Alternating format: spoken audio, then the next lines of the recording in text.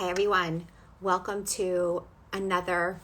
I always say it's a special edition, so I don't know why I'm saying that anymore because I feel like they're all special editions. But this is another edition of Talking Away the Taboo. I am Dr. Aimee Baron, and I am so honored to bring you tonight Sara Blum. Sara is just an absolutely incredible woman who is going to be sharing her journey into the world of choice in the Jewish community.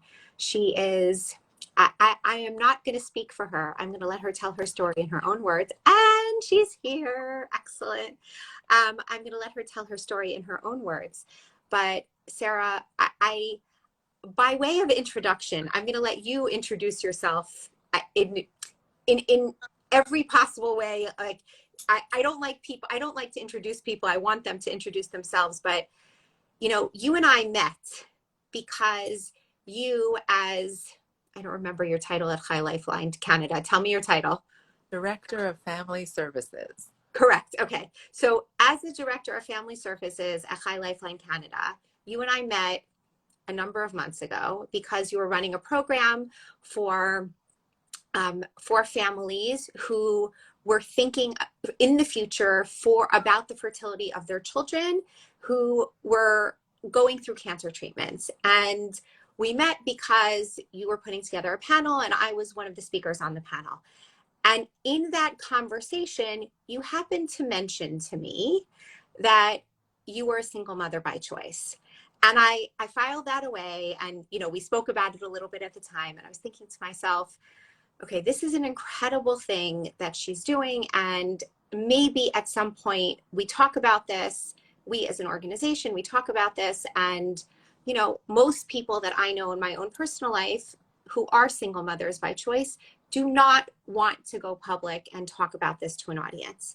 But then, as we started to do this series, third-party reproduction, donor eggs, donor sperm, etc., I knew that I wanted this to be a part of it. And so I said to you, would you be willing to give me an anonymous story? Would you, can you just write out something for me in the same way many of these other families have done? And I get lots of stories all the time. And you said instead, and I'm going to leave it in your words, I said, would you be willing to do this anonymously? And you said,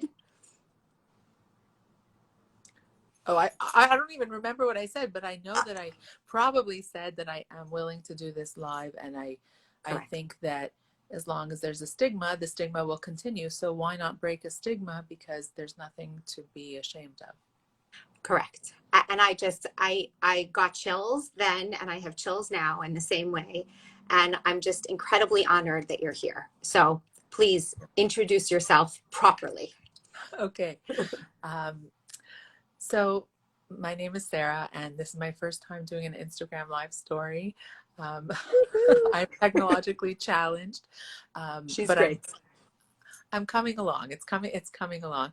I live in Toronto. I grew up in Toronto. I work at High Lifeline. I wear many different hats. I am an art therapist by training, and I work with children who are coming to terms with a new diagnosis, as well as other things related to illness.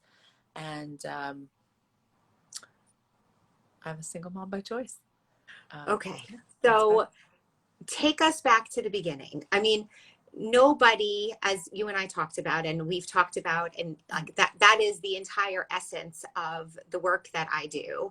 Nobody, when they're growing up, thinks that their life is going to look like X.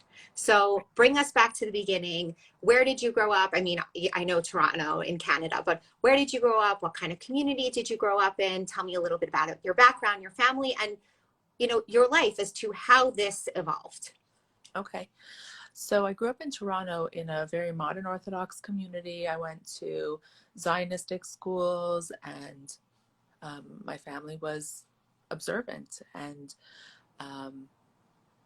everybody follows a certain prescribed way. You finish high school, you go to Israel for a year, then you either start university or you get married, but those things happen around the same time. and la la la, then you have kids, and that's it. That's how it goes. Um, so for me, I followed the rules, somewhat. I went to Israel, I came back, I went to university. I didn't meet anyone yet to get married to. I went to graduate school, and after graduate school, I decided to make Aliyah. I really wanted to live in Israel. I was 23 at the time, and so I moved to Israel. And, new world, new life. I had a wonderful experience in Israel. I loved it. I consider it my home. Um, I probably would have stayed forever, but after 12 years of living there, I guess you could say, I was one of those older singles. I remember when I moved there when I was 23, and I was meeting people, and I was like, wait, why are you 40 and single? I didn't understand what that was, because it doesn't exist. It didn't exist where I grew up. It wasn't a thing. Right. It just wasn't. But getting to know these people, they were just nice and normal, and just hadn't yet found their partner. So I was in a whole new world. And um, I was very, I would say, enmeshed in Israeli culture. I spoke fluent Hebrew. I worked in Hebrew. My friends were from all over the world. At our Shabbos tables, the only common language was Hebrew, because, they were from Europe, and it was wonderful. And there was this nagging feeling always that I'm getting older, and I need to really start thinking about options. Then when I turned 30, I had a health scare, and I really wanted to freeze my eggs at that point, because I was afraid that I might need that option later on, an insurance policy. And so I was about to, but then for medical reasons, I couldn't do it right away. So I did some treatments, and then I was fine. My health scare turned out to be not scary in the end. It was all fine. But here I was 30, and a lot of my friends in their 30s were struggling. Even, they were married, and they weren't just getting pregnant like you were supposed to do when you get married. They were having a lot of trouble. Right. Yeah, because it just wasn't even, I didn't know anything about it. I really didn't. It was just not in my consciousness. So when I saw that they were all starting IVF and freezing their eggs, I said, you know what? I'm going to do that too, because why not? Right.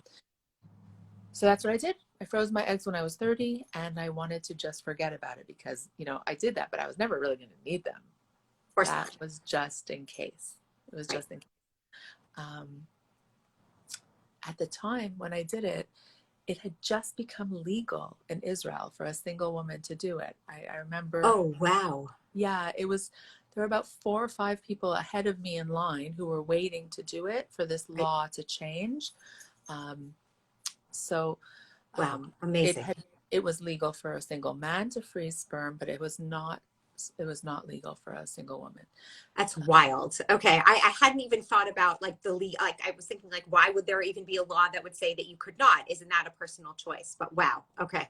There were so many things that came up that it never even occurred to me. Like when I was doing the whole process, they said, and if something should happen to you, what do you want done with the eggs? Would you donate them to science? Would you donate them to another person? Or do you want them to be destroyed? Right. And I thought, well, that's a pretty big question for today, Um, so, Right. so many things come up that never occurred to me, Yeah. but I did it. I paid the fee for a very long time, because I didn't want to get the bill every year. And I just kind of moved on with my life and thought, I'll never need to revisit this. Meaning, hold on, because you and I spoke about this beforehand, just explain that again. Meaning that you paid like I think I remember like an X number of year fee, like just think, go I ahead. paid I a don't want to put the words in 20-year your mouth. fee. I paid a 20-year fee. So Oh my in God. Israel, the law is that they will do IVF up to 54 years old. That's the law. Oh my I, gosh, I, I didn't realize it was that old. Okay. it's a little bit advanced, but that's the Right. law. So I figured that's for me, that's too old. So I'm never going to hit 54 and want to do this. But like, let's get me to 50. Who knows? Right. So I paid a Right. fee for 20 years because I didn't want to hear from them again. Oh my gosh. Okay. Okay. Yeah. Yeah. Okay. So the eggs are in the freezer somewhere. And tell me like how life goes on then afterwards. So then back to regular life, back to dating and trying to do things the the normal way, normal, right? The way everyone does it. And I tried. I really tried. I dated, didn't work out. Dated again, didn't work out. And at some point, I mentioned to my family, maybe I should have a baby on my own. And they were like, no, don't be silly. I was 35 now at this time, and Right. I was thinking, why should I wait? It's not working. The dating thing isn't working. Some people don't get married. Maybe this is just not for me. Right. Um, and my parents thought maybe you should relocate, move to New York. That's where people go to get married, right? So, Right. Right. so I said, oh, okay, I'll try that. I thought, okay, I'll try for 6 months or so. Well, I tried New York, was in a relationship, it didn't work out, met someone else. And 4 years later, I still was living in New York, and I was in a relationship where I was supposed to get married and it didn't work out. And I was very, very sad. And I was like, now what? What next? I left Israel, which I loved, moved to New York, which I'm no longer in love with, and not sure what to do next. And my family, which they were always very supportive of me, they said, come home, we'll figure it out. Just come home. So I came home to Toronto, and, I'd been gone for 15 years. So Wow. um, Right. all of my friends here were married and had many children and were sending their kids to the same schools that we went to. And I kind of slipped back into my old life that, um, yeah. And I eventually, my heart healed and I started dating again, but the age was creeping up, right? And you were And worried. I was worried. I was worried. I was really worried because I wouldn't be okay if I never even tried to have a baby. I wouldn't be okay with that. If I Okay. tried and it didn't happen, that's in God's hands. But if I didn't try, I wouldn't be able to live with myself. So after a particularly silly long relationship that did not end in marriage, I said, I'm done. That's it. I'm ready. Line in the sand.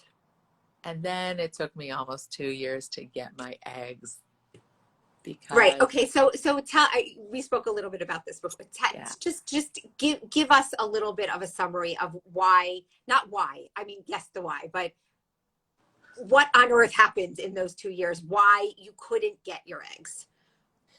Bureaucracy, and it hadn't been done. That was the problem. Nobody had ever frozen their eggs, 15 years before, then come back and said, I want my eggs and I want to ship them overseas to do this process somewhere else. There were so many ridiculous roadblocks, from you're not who you say you are, to you never paid the fee to store the eggs, to they belong to the hospital, it's property of. I'm like, okay, no it's not, and yes I did, and like, no it's not. And I went to Israel to try to get them in my hands. I'm here, here's my, my passport, here's my proof of everything, give them to me. And they're like, oh absolutely not, we never release um, you know this to the actual person, it has to be done through a company, and da da da da. So, all right, let's get the company. Fine, let's buy a plane ticket for someone to go to Israel to get them for me, then buy a plane ticket for the canister to sit on the plane next to him to Oh come my back. God. Oh my God. Sure, no problem. But you know what? Okay, if that's what I have to do, Right. that's what I have to do. Right. There were lawyers, there were notaries, there were sworn affidavits, there were all of that stuff. It took a really long time. It was not simple. In Israel, things sometimes happen like that, right? Yes. Correct. I am a Zionist. I love the country, but it's not Yes. simple. Correct. So they finally came to Toronto. I found myself a really well-respected doctor, and I was so scared that she wouldn't be kind to me because, you know, they start using the word geriatric Oh pregnancy, and gosh, that's, yes. they're done. Advanced maternal age is what they say. Yes. Advanced maternal age. Yes, Lovely. Yes. yes, yep. Um, and she was actually extremely kind to me. She was wonderful and encouraging, and she said, "We can do this. Like, there's no reason why we can't do this." So that was wonderful, and I told a few of my friends who were like, "Oh, finally, this is wonderful." Right? It wasn't as easy with my family. Right. Okay.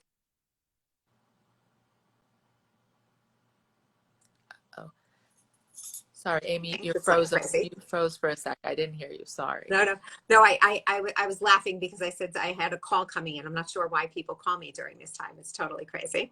Um, okay, let's go back for a second before we move to your family. So Sure. talk to us about the piece of like when you were grappling with like, I want to do this.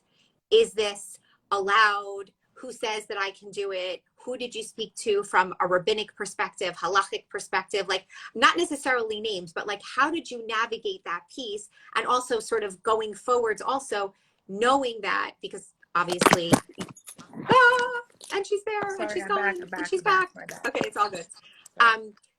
Knowing that, and you alluded to this already about how your family was not supportive. And so talk to us just about navigating all of these pieces even prior to sort of getting the eggs and going to the, you know, this lovely doctor, just navigating the halachic pieces and like dealing with your family this whole time with them not supporting it.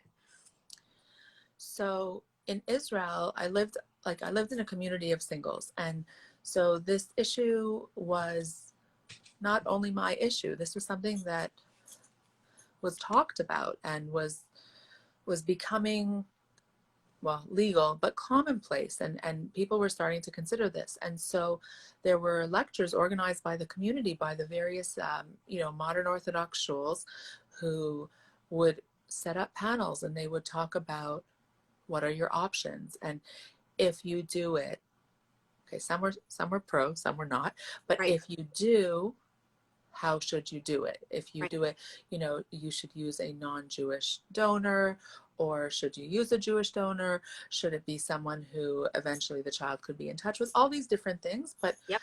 but there was also there was an unfortunate opinion, in my opinion, an unfortunate opinion, that you could just get married, get pregnant, and get divorced.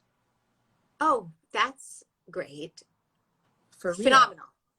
But I know some women who did that, Oh, right? oh my Because, gosh. we say, oh, it's hard to find the right one. Okay, it is hard to find the right one. But if you really just want to get married, you can get married. Like, you can find someone who wants to also just get married.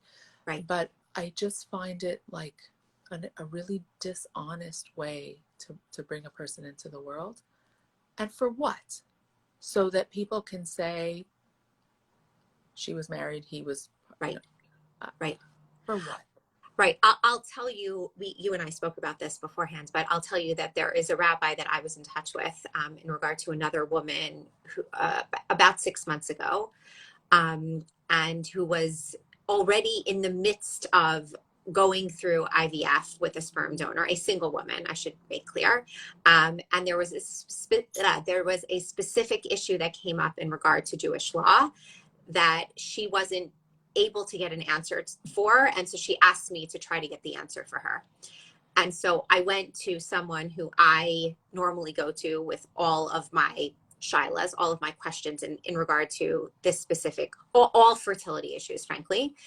And this person is incredibly kind, incredibly makil, and makil meaning, for those of you who are not familiar with the term, very lenient, generally speaking, about fertility law, because, and he said this, and I'm not naming him purposely. If anyone wants to reach out to me about the name afterwards, you can feel free.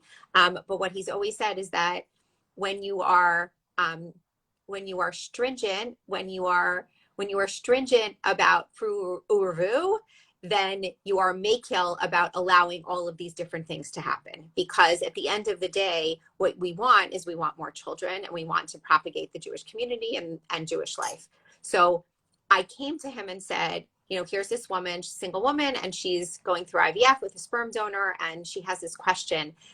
And he was so angry. And he said, why is this woman doing this? Tell her to just stop and find a husband and get married. And I was like shaken by that interaction. So yes, the unfortunate, like, just go find a husband so you can have a kid because that's more legitimate. Again, not like everyone has to do what's right for them, what's right for their community, etc. It's just, it's a very hard thing to kind of swallow if you're in this situation. Yeah, I'm not sure I understand. Sorry, that was that was some voice that came out of nowhere. Keep going. Okay, no problem. Yeah, so that was an opinion, and that type of opinion made me think I don't need anyone's opinion, because you know, I was in the modern Orthodox world, but modern Orthodox is quite a range, and I often lived by the guiding principles of what I felt was right. Right. So, Yep. You know, a baby is a blessing. That's it. A baby is a blessing. And I had a lot to give a baby, and I wanted to do it in a way that felt right for me. So there were people who said it was okay. So Yep. I said, great, I can rely on that. It's Yep. not like everyone says it's a bad idea and Right. I'm just making my own way. Right. There were people. So yes, there were, you know, some people who wouldn't choose this way, but that's Right. fine. I kind of have a little mantra: those who mind don't matter, and those who matter don't mind. I love it. I love it. You I know, love it. so it works for wherever you Yeah. need it. Totally, totally. There's an interesting comment here which I just want to share. There's a woman who's saying that I think the reason why people feel that way is that so the child has a father even if it ends in divorce. Okay. Like, Okay. fine. Fine. Not your path. Okay. So now moving us along. So you knew you had what to rely on. And but now let's talk about your family. So my family, it was always very supportive of you know, all kinds of things. Like, I'm moving to Israel, I'm moving here, I want to become an art therapist. What's an art therapist, right? You know, they are great. And at the time when they were like, you know, I don't know, this are you sure? Have you really thought this through? Maybe we can try this. You know, not encouraging. I was just hurt. I was just hurt because I wanted them to be gung ho and rah rah and be on my side and be with me in this, right? Right. I needed them. Right. So at the time I was hurt. But as time went on, and, you know, fast forward a year, and I was able to have conversations with them from a different perspective, and I learned why they were not pro this Right. idea. And it really boiled down to um, they wanted me to have what everyone has, you know, the marriage, the family, the life. And they felt that if I went down this road, I'm cutting off that option.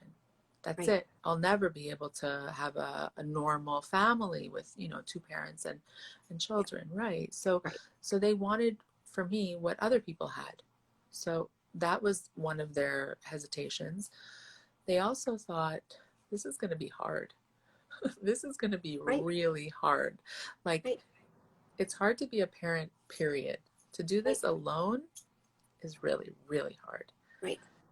And then they thought they know about what the community is like. And when somebody does something that's different, they're the topic of ridicule and rumors and conversation. And it's not a pleasant place to be. No one wants to be the topic of the Shabbos table. Did you hear, you know, Totally. and they didn't want that for me. So their hesitation was out of protection. They were looking to protect me. Um, I see that now, but Yep. back then I just thought, okay, haters gonna hate, and I'm doing this because I need to do this, and Right. they'll come around or they won't. Right. But Let me ask you, just so, because there are other women other women who are single, who are in more right-wing communities, who have decided to adopt instead of going down this route because they're worried about all of the things that you suggested. Plus, many of their rabbis also said it was not allowed. right. So I'm just curious if that was something that you had considered or still consider maybe. So the answer is yes, I did consider it. When I was living in Israel and I was feeling um, the need to mother, the need to mother. Um, there was a situation in Israel, and there was a lot of talk on the news and in the papers about how badly they needed foster care. There just weren't a lot of people offering to, to open their homes to foster Right. kids. Right. And I thought, perfect, let's do that. Right. I'll do that. Right. So I applied, and I did it. I went through the whole process and the interviews, and I was rejected because Oh, I was single. oh, They said, it's just not allowed. right. And I said, why? Right. They said, no, you're right. It should be allowed, but it's just not. We're not there yet. Right. Right. And that's really hurtful, because here I am saying, I have what you're looking for, Yep. but that's not good enough because I'm not part of a couple. Yeah. And we all know couples that aren't super great couples, right? But they're a couple, so they would be allowed, Um, Yeah. so when the fostering didn't work out, it kind of, I lumped it together with, adoption. I thought, they're going to reject me because I'm single. So, like, what are the chances of me getting a baby that way? Right. I got to try to do this on my own. But Right. it's not something that was off the table. I was absolutely open to it. Okay. Okay. I just, as you were speaking, it just popped in my, because, the whole, like, there is a human biological need, right? That I think many people, not all people, but many people feel. And that's what sort of rubs right up against this sort of third party reproduction and why it's emotionally so difficult for so many people. So this idea of wanting to carry on their own genes, wanting to have some piece of themselves in a Mm-hmm. child. So it's like, knowing that you had these eggs, you were in a different position even at your age than other people who Right. potentially did not have that option.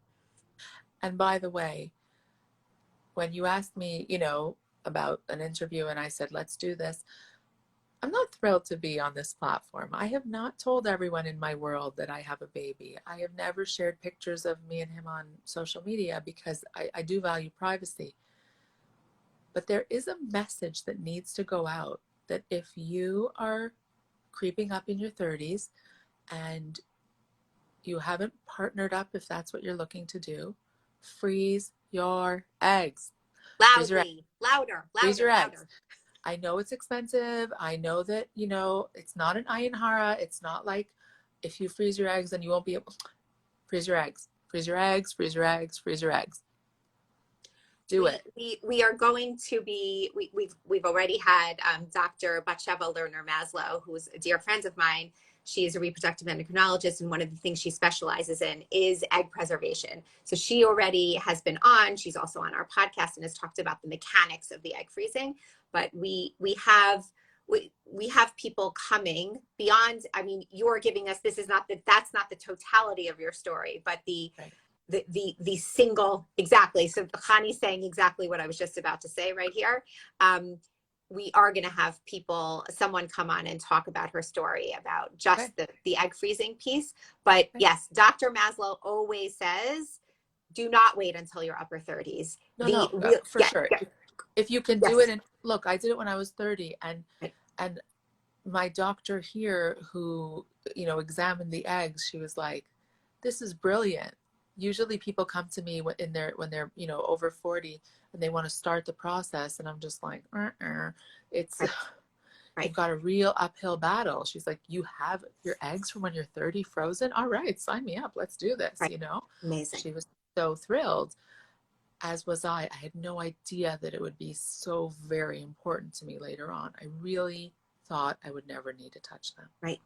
Okay. So now let's go back to the clinic. So your parents are, obviously with all of these worries.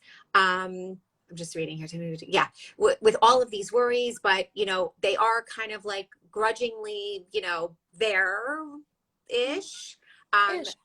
Right. But you get your eggs finally after 2 years, you go to the clinic, find this amazing doctor, and like walk us through the process. So, I had chosen a donor, and I was looking, I'm really bad at math. So I wanted to give my child a fighting chance at doing well in school. So I looked for someone who, had strong math background and, Amazing. I know it sounds silly, but It's not though. Why if you're, not? you're If you can shopping around, choose. might as well, right? Some people are Exactly. looking Totally. for eye color or whatever. And I found a few that seemed to suit me, and I wanted to do things medically the right way. I went to a genetics counselor to discuss these choices, and based on the test that they had done and the test that I had done, she showed me which one was the best choice for me genetically. Wow. And that's the one I went with. And was there an option, or did you want the option to be able to have a conversation, to have contact or have a relationship with your donor at any point? So that was not an option, but it's a situation where this donor is willing, when the child turns 18, if he wants to contact him, he is okay with that. Okay. So I figure I bought myself 18 years to figure it out. Amazing. Yeah. Okay, so IVF, sperm donor, how does it IVF, go? sperm donor. There were some complications. Look, it was I was 43 years old now, pregnant. So okay, so I go through the whole thing, the testing, the process, and it worked. I got pregnant on the first time with IVF. Miracle. I know that's like really Miracle. rare. I know. I begged the doctor to put in 2 embryos because give me a better chance. She said, "This isn't a joke. You're over 40. Pregnancy's really hard on your body. I won't do it. There's no need for extra risk." Right. And I was sad, but she was right. Thank God. She was absolutely right. It also just goes to show me that I wish I had done this years earlier. I wish I had done this years earlier. If I knew then what I know now, I would have done this so that I would have the energy to do it again, because I would love to give my baby another sibling. But I'm 46 and I'm very tired, so it's not going to happen. But that's a lesson. Please learn from me. Do as I say, not as I do. So we're all listening. We're all listening.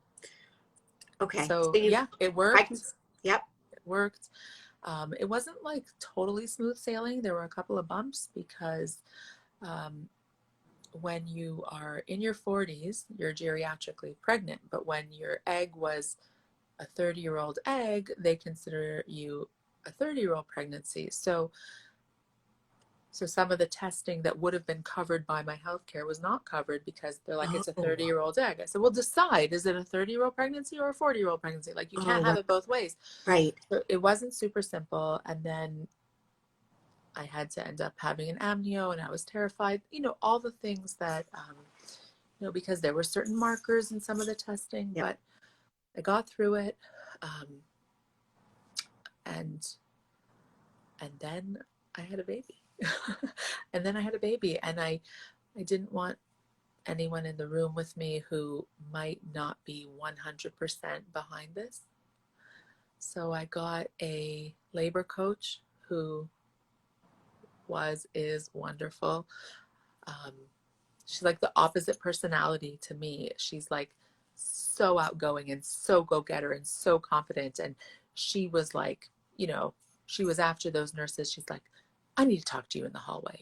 You listen to me, Um, she was amazing. And he came out, and suddenly we had a boy in the family. My parents only had granddaughters. He was the first boy, and I was terrified that it was a boy. I did not want a boy because I didn't want to have to deal with the bris, and I didn't want to have to deal with the bris. Right. And I didn't know anything about because I'm pulling now. I know. Because when they announced the baby's name, it's his name, the son of the father's name. And I did not know what I was going to do. And I didn't want them to say, Ben Avraham Avinu. Like, it just felt so random and not personal. And he's not Avraham Avinu's son. He's my son. So when I found out I was having a boy, I went to my rabbi in Toronto, who, I'm not so big on going to rabbis, I'll be honest. But my very close friend came with me, and she helped me talk to him and explain the situation. And I said, who's going to even do the bris? Like, what kind of moel am I going to get? And right. Am I going to be embarrassed? And what am I going to say? And what are they going to say? And he was wonderful. And he is a moel, but he doesn't work as a moel because he doesn't have time. But he said, you have to let me. I'm going to do the bris. And it was such a beautiful thing because it gave legitimacy to the situation, right. Because he's a well-respected, rabbi in the community. Right. And he became like a real advocate for me. He said, I don't know anyone else who has done this, but now that I know you, I can tell other people when they come to me that they can come talk to you, and this is right. going to be great. And so he told me that there are options he showed me in the Gemara where sometimes when they did not know who a father was, a baby was named after the mother's name. Wow. Or right. after the grandfather's name. But I didn't like that idea either. That didn't sit well with me. So he became Shmuel Eliezer ben Sara, right? Wow. He became my baby. Wow. And he's named after both of my grandfathers. Wow. Because we didn't have any other boys yet in the family. Right. And now my parents love him so much. Oh my God. He is a little rock star. So they melted. And it's not like their fears were for nothing. Let's be honest. Right. I'm judged all the time, and it is hard. And did it affect my marriage prospects? Maybe, but then COVID happened, so maybe I could blame that. But I could also blame the fact that, I've been dating for 20 years and it didn't happen, so who knows why. Right. I work on myself a lot, but I don't know the answers. So, I see my sister's commenting now. she's yeah.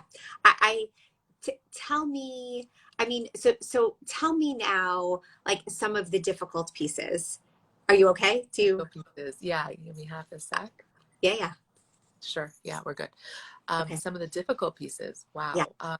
Okay. Well, I work in the Jewish community, and a lot of the people that I work with are not just from, like, there's Haredi, there's Hasidish, like very, very very right wing.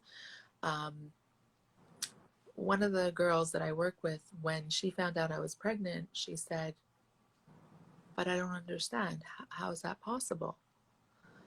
And I was like, you're 22. Do you really not know how that's possible?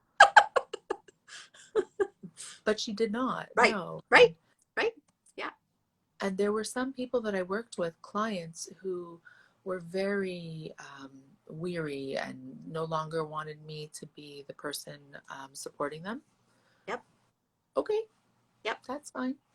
Yep. My boss was really great. He was actually a real big support. And he said, if anyone gives you a hard time, you just come straight to me.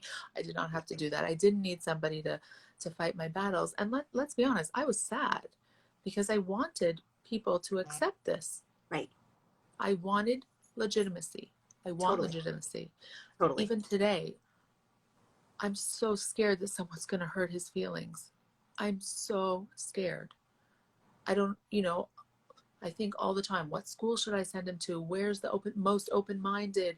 Where is he going to be confident? How can I give this child the most confidence so that he has the answers and the vocabulary and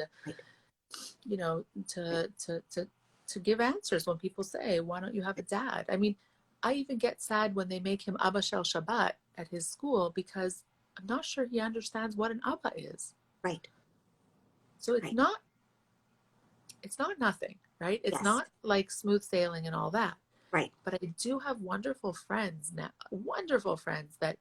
when we say goodnight, it takes me half an hour to put him to bed when he has to say goodnight to all his people that love him so much. And Friday afternoon, he has to make a lot of phone calls. I'm serious. He really does. Because so many people that are, my people have embraced him as, he's a rock star. And remember, my friends are older than, they're having grandbabies now, right? So he's the new baby on the block, and he happens to be adorable. So it's kind of fun. So it's hard. Don't get me wrong, but. Do you, did your rabbi, who's the one who named him and then said, when you name him, use, his name, Bas, your name, Ben, your name, sorry, meaning his name, son of your name. Did he talk about like what would happen, or have you thought about, when we typically daven for someone, when we pray for someone who is sick, we always use the mother's name, but when a boy is called up to read from the Torah, he is, the father's name is used. So did he, or have you explored that piece? So I've thought about it, and the one thing that he did say to me, the rabbi, he said, first of all, most people will not even notice because people don't really hear when you do the announcement. They'll just say, what's the name? What's the name? Right. Fine. But he said, you want to be consistent. So whatever you're deciding to go with, are you going Ben Avram, Ben, the name of my father, Ben, you want to be consistent. So I thought, okay, so I've got like 13 years to figure this out. But again, I'm not just trying to push off making a decision. Right. I don't know what the future will bring. Maybe I will meet someone and he will adopt him and it will be his father. Totally. Right. Or maybe I'll be able to have that conversation with him and ask him what he wants. Right. Because I plan on having those conversations. Right. As it is now, I tell him his birth story. I know he doesn't understand me. I'm just, How old? Tell people how old he is. He's 2.5. He's 2.5. He just learned about tantrums, and he's so smart and so funny. And I tell him his story about how I wanted him so badly, and my heart was full of love, and it had nowhere to go. And I prayed, and I went to the doctor because I needed help to have him, because I didn't have a dad for him, but I got a donor for him, who was a kind and generous person who helped me have a baby. And I tell him his story all the time because it's almost practice for me, because I need him to know that I'm okay with it, and this is our story. Right. I'm just, yeah, I'm like, you and I have spoken already, and I already knew, 99% of this, but I'm sitting here and I just have chills. Okay. My last question for you is, and you've answered it already in so many ways, but I'm just going to ask it again directly to the people out there who are single, who are contemplating this, besides the freeze your eggs, and freeze them early, and all of that. What do you say? What is your advice to all of them? Is there anything that you regret? Like, just like when someone comes to you, because now, at least in the Toronto community and with your rabbi, and you are one of those people that people come to who, are considering this. So what do you say? we can do hard things, you know, we really can. And if this is something that you want, you should have that opportunity. It's not, you don't have to be punished because you didn't find the right person. It doesn't mean that you are now sentenced to a life of regret.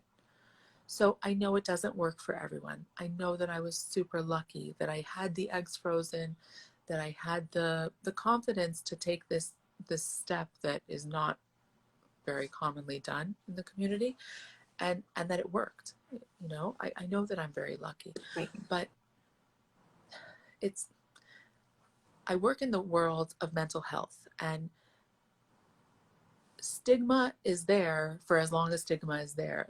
Somebody has to start saying, wait a minute, it's actually okay to get therapy.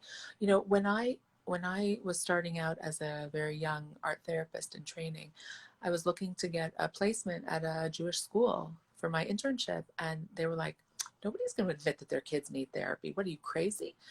Not one Jewish school had a social worker or a therapist, and they really were, they were not there yet. Fast forward 25 years, they all know what, they all have that.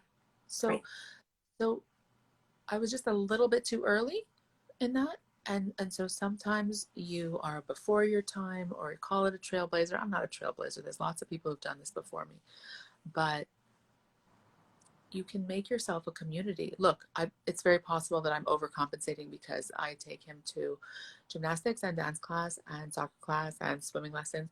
Oh my Because God, I'm exhausted. I'm not sporty. Just hearing this. I'm not sporty, but I can pay someone else to help him learn those things, right? And I don't want him to ever feel that he's lacking because there's no dad. So I'm going to find a way to get him everything. And he gives me happiness. He gives me happiness. Like, when's the last time you heard someone say, I'm happy? I went many years never saying I'm happy. I was not happy. I had a giant hole in my heart, a Sammy-sized hole. And now I have a baby. And I'm so tired, and I don't care. Right. Because I have a baby. Right. Right. That's it. Oh God, I'm like, I don't even know what to do with myself. I'm just, thank you. Thank you so much. You, this needed to be done. I knew that you would be willing to do it in some format, which is why I reached out to you to ask. In my wildest dreams, I never thought you were going to say yes to a live interview. Never. But you are the perfect person to be able to do this because you've seen all of the different facets, all of the different parts of the good and the bad, and you've been through all of it, and you're not whitewashing any of the bad, because there is really hard stuff here, and there will continue to really be hard stuff here. Yeah. But the yes, how lucky is your baby to have such a mommy, right? That's exactly what this is. That's exactly what this is, that you have been able to, you've taken what your hole and you've been able to fill it. Thank God. And it's an incredible thing to do. And what you are doing right now with this conversation is you are giving people the allowance even to plant the idea in their head that they also potentially one day, if it comes to it, that they might be able to have the strength to fill that hole too. And so that is what you did today. And I'm just so grateful. So grateful. Well, then it's worth it. You know, you have to, you know, do something a little uncomfortable and take a risk and do something you haven't done before. And, you know, I hope I do him proud, because I don't want him to ever, you know, look at me obviously and have, you know, anger. Why didn't you give me a dad? Why didn't you do this the normal way? Why are we different? But I think that if we can talk about it starting when he's a little baby, then we can work this out. We can make this work. Totally. Sara, are you open to people contacting you if they want to talk to you privately, want any kind of advice? Are you open to that? Sure. Yes. Okay. So I mean, look, I know you said that you're not on Instagram regularly, so people should I'm not not. message her there. No. Right. But Yeah. I will, if anyone wants to reach out to Sara, you can contact me and I will give you her email address. Sure. But thank you so much. So You're much. welcome. Thank you for inviting me. Enjoy. Just go and give hugs to that delicious little boy and have a wonderful Shabbos. And Thank you. you will just continue. You are an inspiration, and may you just continue to be an inspiration for others. Thank you so much. Thank you. Thank you. Okay. Bye. Good night, everybody. Good night.